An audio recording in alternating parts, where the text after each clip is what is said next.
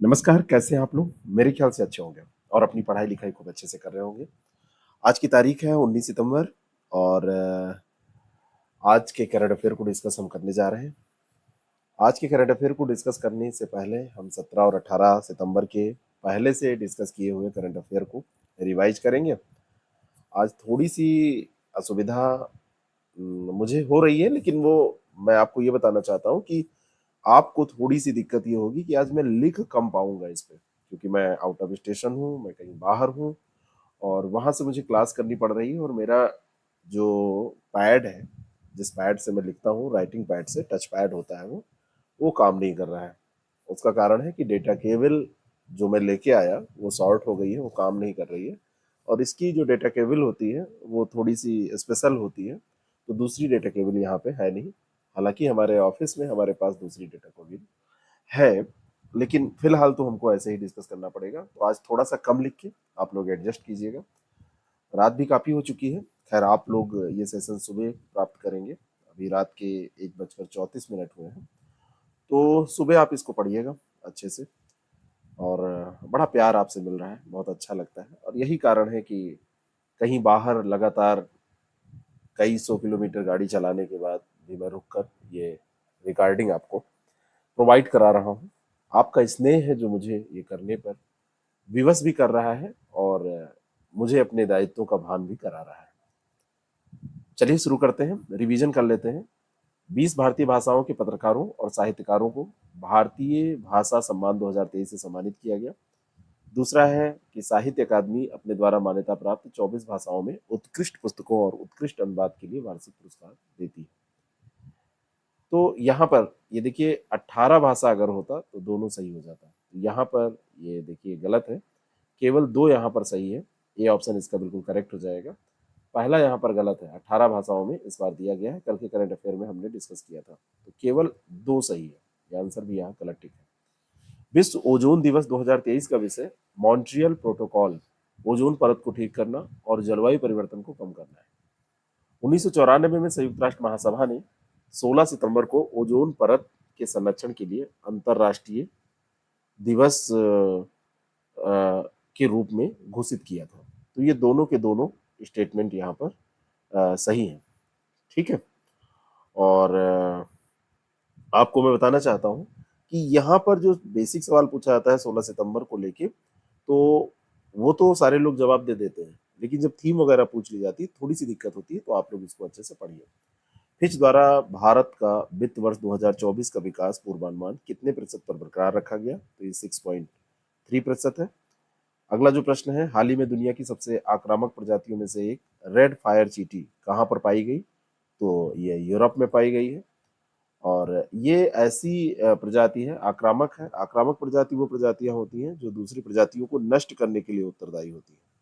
वो नष्ट कर देती हैं दूसरी प्रजातियों को, आसपास की प्रजातियां उनके साथ रह के नहीं पनप सकती, इसलिए जानी जाती है। तो ये नेगेटिव चीज़ है, ये कोई बहुत पॉजिटिव चीज़ मत मानिएगा। आक्रामकता हमेशा नेगेटिव होती है, कभी कभी पॉजिटिव होती है ना? मान लीजिए किसी ने आप पे अटैक किया और आपने कुछ नहीं किया किसी जवाब में, तो थोड़ा सा आक्रामक वहां होना पड़ेगा, लेकिन ये तो बर्बरता है ना, दूसरों को नुकसान पहुंचाना। 15 सितंबर 2004 को पहला विश्व लिम्फोफा जागरूकता दिवस मनाया गया और दूसरा है लिम्फोफा रक्त कैंसर का एक समूह है जो शरीर की प्रतिरक्षा प्रणाली के एक भाग लसीका प्रणाली को प्रभावित करता है। तो दोनों बातें यहाँ पर सही है, सी ऑप्शन इसका करेक्ट है। राजभाषा नीति के बेहतर कार्यान्वयन के लिए निम्नलिखित में से किसे राजभाषा कीर्ति पुरस्कार प्रदान किया गया? तो ये दिया गया है भारत के नियंत्रक एवं महालेखा परीक्षक कार्यालय को। आई हैव NTIHC फाउंडेशन ने राष्ट्रीय मिशन के अंतर्गत नया साइबर अपराध जांच उपकरण जो बीमा धोखाधड़ी, ऑनलाइन वैवाहिक धोखाधड़ी जैसे साइबर हमलों का पता लगा पाने में सक्षम होगा, किसके सहयोग से विकसित किया गया है? तो ये IIT कानपुर के सहयोग से। K2-18b सुपर अर्थ ग्रह के संदर्भ में सत्य कथन चुनिए। लियो तारामंडल में एक ऐसे ग्रह की खोज की गई है जहां तापमान के साथ साथ पानी के प्रमाण भी मिले हैं और यह ग्रह हमारी पृथ्वी से 8 गुना बड़ा और इसका वजन पृथ्वी से 2 गुना अधिक है। तो ये गलत है, उल्टा लिखा हुआ है, यहाँ पे 2 होना चाहिए, यहाँ पर 8 होना चाहिए, कल मैंने आपको बताया भी था। तो केवल एक सही हो जाएगा। अगला सवाल है कि जल जीवन मिशन के बारे में सत्य कथन। तो 15 अगस्त 2019 को प्रारंभ किया गया और 2026 तक पूरे भारत में ये लक्ष्य रखा गया है कि पीने योग्य पेयजल सुरक्षा सुनिश्चित हो जाएगी। तो ये 26 नहीं 24 तक लक्ष्य रखा गया है। तो दूसरा गलत है, पहला सही है, केवल एक सही हो जाएगा। किस शहर में थोक अपशिष्ट जनरेटर बल्क वेस्ट जनरेटर से जैविक कचरे के प्रबंधन के लिए विकेंद्रीकृत कचरा प्रसंस्करण संयंत्र शुरू किया गया? तो ये शुरू किया गया है आगरा में। चलिए शुरू करते हैं आज के करंट अफेयर को और देखते हैं कौन कौन से सवाल हैं। थोड़ा सा व्याख्या के साथ हम देखते भी हैं और आप लोग जब सुझाव देते हैं बड़ा अच्छा लगता है। कमियां दूर करने में मुझे तो बहुत मजा आता है। कल आपके द्वारा किसी एक प्रिय मेंबर के द्वारा, इस परिवार के सदस्य के द्वारा ये सुझाव दिया गया था, शक्ति सिंह ने शायद सुझाव दिया था कि इसको थोड़ा सा और ज़्यादा डिस्क्राइब करिए, थोड़ा एक्सप्लेन और ज़्यादा करिए। सेशन बड़ा हो जाएगा, मुझे एक्सप्लेन करने में कोई दिक्कत नहीं है, लेकिन सेशन बड़ा हो जाएगा तो आप लोगों को ही दिक्कत होती है। चलिए मैं कोशिश करूंगा, बीच का रास्ता मैं निकालूंगा कुछ। 17 सितंबर को पीएम मोदी के द्वारा विश्वकर्मा योजना लॉन्च की गई। 17 सितंबर डेट याद रखिएगा। और ये योजना पारंपरिक शिल्पकारों और कारीगरों के लिए 2023-24 से कब तक उपलब्ध रहेगी, बस ये आपको बताना है। मोस्ट इंपॉर्टेंट क्वेश्चन है। 17 सितंबर को मोदी जी का बर्थडे होता है। मोदी जी ने बहुत ही सामान्य तरीके से ये दिखाया कि बर्थडे उन्होंने मनाया है और एक योजना लॉन्च की, पीएम मोदी विश्वकर्मा योजना। तो ये जो योजना है, पीएम मोदी नहीं नाम है उसका, पीएम विश्वकर्मा योजना करके इन्होंने निकाला था, लेकिन मोदी जी ने लॉन्च किया है तो ऐसे भी आपसे पूछा जा सकता है। तो 2027-28 तक ये रहेगी, यानी कि शुरुआत इसकी होगी 2023-24 से, 27-28 तक ये रहेगी। इसमें 13,000 करोड़ रुपए का आवंटन किया गया है और इसमें जितने भी लोग हैं जो जैसे शिल्पकार हैं, कारीगर हैं, आप देखते होंगे बढ़ई हैं, लोहार हैं, घर बनाने वाले जो राजगीर मिस्त्री होते हैं, ये सारे लोग इसमें कवर्ड होंगे और इनको हर तरीके से क्रेडिट सहायता, डिजिटल लेन देन प्रोत्साहन, विपणन सहायता, सब कुछ प्रोवाइड कराया जाएगा। आगे जैसे जैसे इसमें कुछ होता रहेगा हम लोग डिस्कस करते रहेंगे। विश्व रोगी सुरक्षा दिवस के संदर्भ में सत्य कथन चुनिए। पहला है रोगी सुरक्षा दिवस 2023 का विषय रोगी सुरक्षा के लिए रोगियों को शामिल करना है और दूसरा है पहला विश्व रोगी सुरक्षा दिवस 17 सितंबर 2020 को मनाया गया था। मोस्ट इंपॉर्टेंट क्वेश्चन है, कब मनाया गया था पहला रोगी सुरक्षा दिवस? विश्व स्तर की बात हो रही है, केवल भारत की नहीं हो रही है। तो दूसरा स्टेटमेंट तो यहाँ सही है, 2020 को पहली बार ये मनाया गया था। 19 में 72वीं विश्व स्वास्थ्य सभा ने इसको घोषित किया था कि ये हर साल मनाया जाएगा और 17 सितंबर 2020 को पहली बार ये मनाया गया था। 2023 में रोगी सुरक्षा के लिए रोगियों को शामिल करना, यही इसकी थीम, यही इसका विषय है। तो दोनों स्टेटमेंट यहाँ पर सही हो जाएंगे। उद्देश्य वही होता है, जागरूकता बढ़ाना, जुड़ाव बढ़ाना, वैश्विक समझ बढ़ाना। तो इसमें बताने की जरूरत नहीं है, आप लोग इतने बड़े हैं, सब जानते हैं। साहेल सुरक्षा समझौते पर निम्नलिखित में से किस देश के सैन्य नेता द्वारा हस्ताक्षर नहीं किया गया? सबसे पहले हमको जानना है कि ये साहेल का मामला क्या है। ठीक है, साहेल सुरक्षा समझौता जो हुआ है, ये आपको मैं बताना चाहता हूं कि एक चार्टर था, साहेल राज्यों के गठबंधन की स्थापना की गई थी जिसके द्वारा, वह है लिप्टाको गौरमा चार्टर। क्या नाम है इसका? आज यही लिखने में मुझे थोड़ी सी दिक्कत है। लिप्टाको गौरमा चार्टर। लिप्टापो गौरमा एक ऐसा क्षेत्र है जहां पर माली, बुर्किना फासो और नाइजर, इनकी सीमाएं मिलती हैं। इनकी क्या मिलती हैं? सीमाएं मिलती हैं। ये जो देश है माली, बुर्किना फासो, नाइजर, ये तीनों देश अलकायदा और इस्लामिक स्टेट से जुड़े हुए इस्लामिक विद्रोहियों को रोकने के लिए संघर्ष कर रहे हैं। ये तीनों देश इस्लामी समूहों से निपटने के लिए फ्रांस समर्थित G5 साहेल गठबंधन संयुक्त बल के सदस्य हैं। बात समझ में आ गई? फ्रांस समर्थित है साहेल गठबंधन संयुक्त बल, साहेल गठबंधन समर्थित, मतलब ये संयुक्त बल जो कि फ्रांस समर्थित है। इन तीनों ने, माली, बुर्किना फासो और नाइजर ने इसमें हस्ताक्षर किया। सूडान इसमें शामिल नहीं है, ठीक है ना, सूडान इसमें शामिल नहीं है। अब एक साहेल क्षेत्र है, ये बताइएगा कि ये साहेल है क्या, ये आप बताइएगा। बाकी तो मैंने सारा इसका लिम्टाको गौरमा क्षेत्र, जहां पे माली, बुर्किना फासो, नाइजर की सीमाएं मिलती हैं, वो क्षेत्र है लिप्टाको गौरमा क्षेत्र। और मैंने आपसे बताया कि इसमें एक चार्टर है इसी के नाम पे, लिप्टाको गौरमा। अब आप बताइएगा साहिल क्या है, जरा कमेंट करके आप भी थोड़ा सर्च करिए, अच्छा लगेगा। स्किल्स ऑन व्हील्स पहल के संदर्भ में सत्य कथन का चुनाव कीजिए। इस कथन के तहत अगले 5 वर्षों में 60,000 युवाओं को सशक्त बनाया जाएगा। 5 वर्षों में 60,000 युवा, ये बस। और प्रायोगिक प्रयोगशाला शुरुआत में उत्तर प्रदेश के गांवों में की जाएगी और बाद में ये देश के अन्य हिस्सों में की जाएगी। और शुरुआत इसकी यही कहा जा रहा है कि यूपी से की जाएगी। तो मेन प्रश्न दूसरा ये है कि क्या शुरुआत इसकी यूपी से की जा रही है? तो आपको यहाँ पे ध्यान रखना होगा कि ये शुरुआत यूपी से नहीं, ये शुरुआत राजस्थान से की जा रही है। कहाँ से की जा रही है? राजस्थान से की जा रही है। ठीक है, पहले ये राजस्थान के गांवों से शुरू होगा। पायलट स्तर पे प्रायोगिक प्रयोगशाला है और बस में और मतलब ये सॉरी प्रायोगिक प्रयोगशाला के तौर पर इसको शुरू किया जाएगा और बाद में धीरे धीरे ये अन्य हिस्सों में देश में पहुंचेगी। तो पहला सही है और दूसरा यहाँ पर गलत हो जाएगा। ठीक है, तो ये केवल एक सही हो जाएगा यहाँ पर। भारत ने 17 सितंबर को किस देश को हराकर एशिया कप 2023 का खिताब जीता? तो भारत ने हराया है श्रीलंका को। कोलंबो में श्रीलंका को 10 विकेट से हराकर एशिया कप 2023 का खिताब भारत ने जीत लिया। भारत ने इसके पहले 7 बार एशिया कप जीता था। कितनी बार जीता था? 7 टाइम्स। एक बार अभी और जीत गया है, तो अभी क्या हो गया? ये 8वीं बार जीता है। भारत ने ये 8वीं बार जीता है, 8वां एशिया कप खिताब था। ठीक है, भारत की मोहम्मद सिराज ने 6 विकेट लेकर श्रीलंका को हराने में सबसे महत्वपूर्ण भूमिका निभाई है।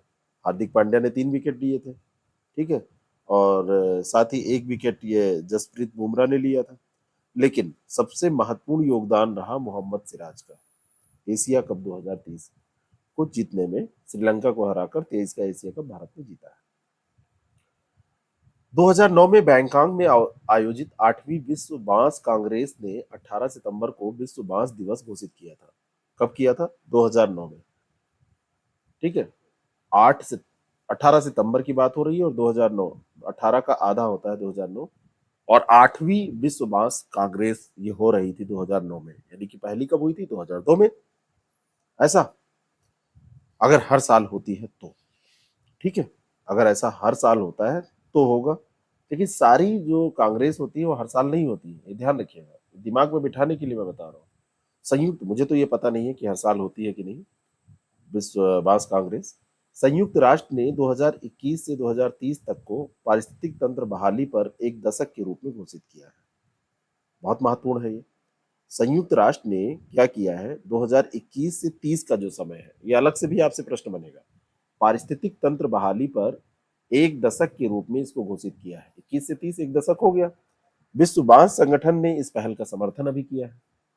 ठीक है, बांस के बारे में जागरूकता फैलाना, यही सब काम विश्व बांस संगठन करता है। उसके महत्व को बताना, उसको संरक्षित रखने का कार्य करना, यही सब। विश्व के जो जंगल हैं, जंगलों की सुरक्षा अगर आपको करनी है, जो विविधता बढ़ानी है, कार्बन कैप्चर और आजीविका के लिए पुनर्नवीकरण पर जोर देना है, तो बांस भी उसमें महत्वपूर्ण है, आप समझ सकते हैं। तो विश्व बांस संगठन का योगदान भी बढ़ जाता है। दोनों स्टेटमेंट यहाँ पर सही है, सी ऑप्शन इसका बिल्कुल करेक्ट हो जाएगा। बांस से कई बार प्रश्न पूछे जाते हैं। बांस वास्तव में बड़ा बहुउपयोगी प्रकार का पौधा भी होता है। लाठी बना लीजिए तो किसी की कमर तोड़ दीजिए, चीर फाड़ के इससे घर भी आप बना सकते हैं। सुंदर सुंदर बहुत सारे हस्त निर्मित आप खिलौने देखते होंगे, बड़ी उपयोगी चीजें आप देखते होंगे। ठीक है ना, तो बांस है वास्तव में, और हमारे सभ्यता के विकास में बांस का बड़ा योगदान रहा है। बांस से तो बड़ी आसानी से कोई भी चीज बनाई जा सकती है, चारपाई भी लोग बना लेते हैं। विश्व धरोहर समिति के किस सत्र के दौरान शांति निकेतन को सूची में शामिल करने का निर्णय लिया गया? यूनेस्को ने अभी क्या किया है? शांति निकेतन को विश्व धरोहर सूची में शामिल करने का निर्णय लिया है।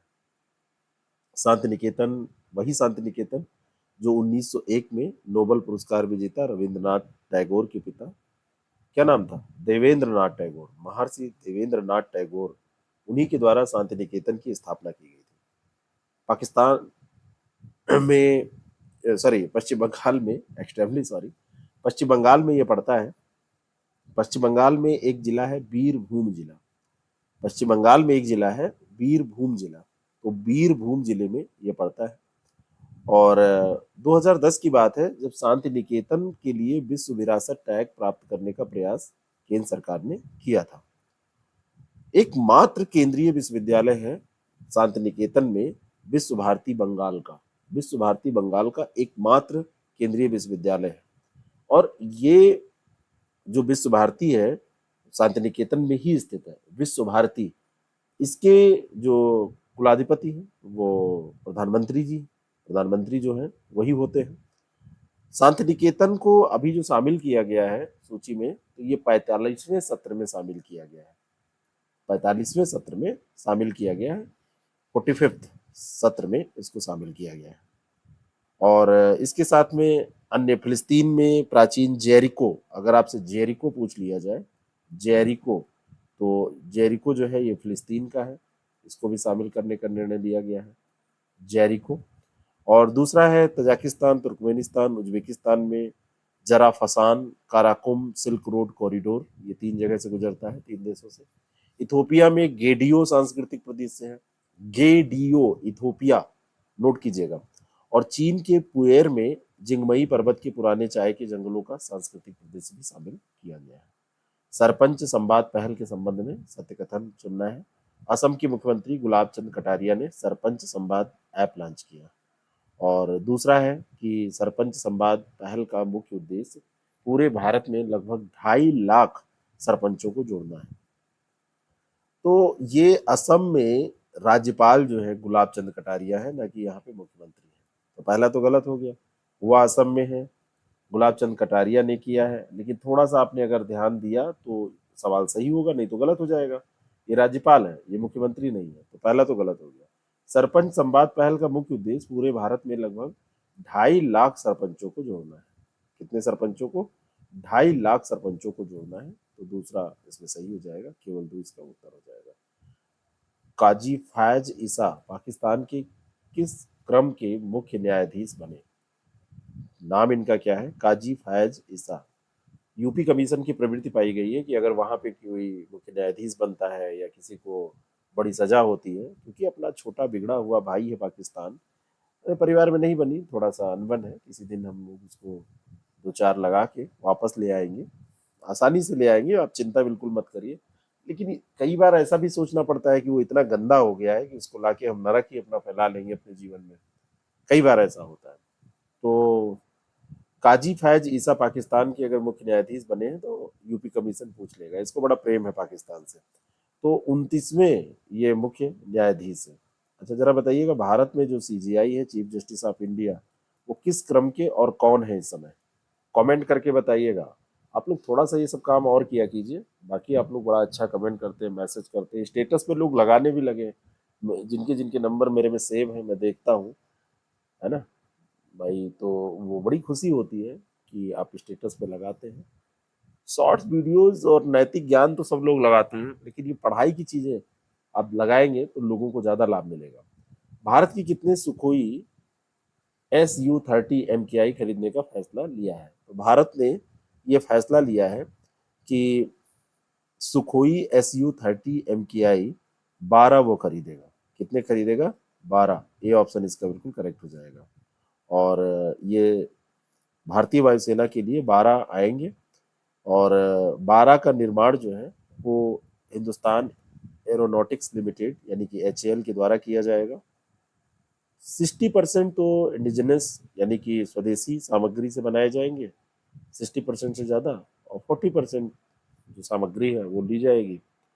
और संचालन जो होता है इनका सुखोई का, वो बहुत सटीक होता है और विश्वसनीय भी है। लेकिन अब प्रयास किया जाएगा कि और ज़्यादा सटीक हो और विश्वसनीयता है। हर बार आप ये जानिए कि आपके भूत से वर्तमान और वर्तमान से भविष्य अच्छा होता है। और वर्तमान जो है वो कई बार आपको लगेगा कि भूत आपका अच्छा था, लेकिन वर्तमान जो है वो बड़ा खराब जा रहा है, क्योंकि जीवन में उतार चढ़ाव आते रहते हैं। लेकिन ध्यान रखिए कि जो आने वाला कल है उस पर सबसे ज्यादा आपको होप रखनी है, यही मान के चलना है कि कल हमारा बहुत अच्छा होने वाला है। तो हम सुखोई में भी सुधार कर रहे हैं, है ना, Su-30 MKI में भी सुधार कर रहे हैं। तो ये जो है हमारे लिए बड़ी गौरव की बात है कि हम सशक्त हो रहे हैं रक्षा क्षेत्र में। देखिए कई बार ऐसा होता है कि कई लोगों को आपने देखा होगा कि जब उनके पास थोड़ा सा धन दौलत बढ़ता है, उनके पास अगर प्रॉपर्टी बढ़ती है तो वो तुरंत एक असलाहा खरीदते हैं। असलाहा जानते हैं असलाहा किसे कहते हैं? गन वगैरह ले लेते हैं। तो लोग कहते हैं क्या किसी को मारना है? मारने के लिए नहीं, अपनी सुरक्षा के लिए यार। लोग डरें तो ये कई बार जरूरी हो जाता है कि हम गन वन रखें और लोगों को थोड़ा सा हमसे डर लगे, है ना? तो ये जरूरी हो जाता है। ऐसा नहीं है कि केवल मारना है किसी को इसीलिए। तो सुखोई भी हम उन्नत करने की कोशिश कर रहे हैं, जो भी बढ़ा रहे हैं, तो ये भी ऐसे ही। तो ये ध्यान रखिएगा, 12 ये लिए गए हैं, मंगाए गए हैं और 12 को यहाँ पे डेवलप किया जाएगा। आगे हमारी जो टेक्नोलॉजी है वो स्वदेशी हमको मिल जाएगी। तो आपको ये करंट अफेयर कैसा लग रहा है, सुझावों सहित बताएं। मैं कोशिश करता हूँ कि ये अपलोड हो जाए, टाइम से आपको मिल जाए, क्योंकि मैं जहाँ पर हूँ वहाँ पर आज नेटवर्क की भी प्रॉब्लम है। फिर भी मेरी कोशिश रहेगी। Thank you so much.